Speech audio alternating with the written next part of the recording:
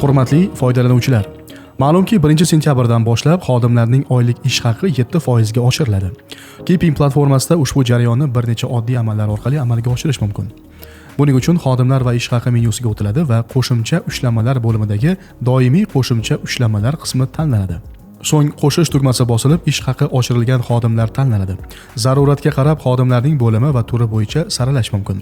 Shundan so'ng oylik ish haqi 7% ga oshiriladigan xodimlar ro'yxati shakllantiriladi. Qo'shilgan xodimlar uchun foiz qatoriga 7, summa qatoriga esa 0 qiymati kiritiladi. Bu yerda ish haqi foiz hisobida oshirilayotgani sababli summa maydoniga qiymat kiritish talab etilmaydi. Ma'lumotlar kiritilgach, saqlash tugmasi bosiladi. Natijada belgilangan davrdan boshlab ro'yxatdagi xodimlarning oylik ish haqi avtomatik ravishda 7% ga oshirilgan holda hisoblanadi. Keyingi bosqichda buyruqlar bo'limining tabel qismiga o'tiladi va tabel saqlanadi. Shundan so'ng hisob-kitob bo'limiga o'tilib, qo'shish tugmasi bosiladi. Ochilgan ish haqi formasida tegishli oy uchun tabel tanlanadi va saqlash tugmasi bosiladi. Natijada oshirilgan ish haqi hisob-kitob ro'yxatida aks etadi. Hisob-kitobning to'g'ri shakllanganini tekshirish uchun joriy oy natijalarini avvalgi ish haqi bilan taqqoslash mumkin.